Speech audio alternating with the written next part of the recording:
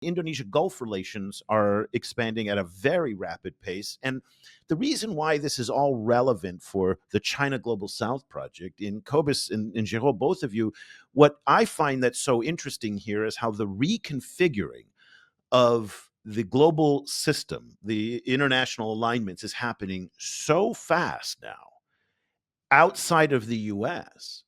And I'm not entirely sure that most Americans have any clue that this kind of thing is happening at the pace that it's happening at. And I think these kinds of engagements at all these different levels are happening so quickly.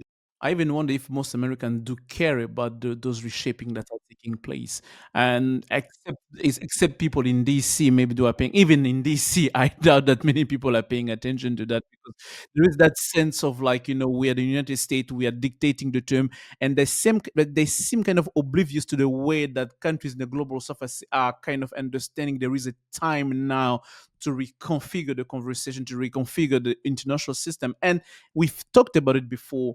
All this narrative, all this push from the United States are really just making the argument and strengthening the argument from China of saying we need a new international system. We need to reform the international system. So when you see all those postures coming from Washington D.C., when you're South Africa, you're Brazil, you're Indonesia, you're Philippines, you're all those powerful countries in the global South, you understand that if we go alone, we're gonna die. We have to go in pack. We have to start talking to each other.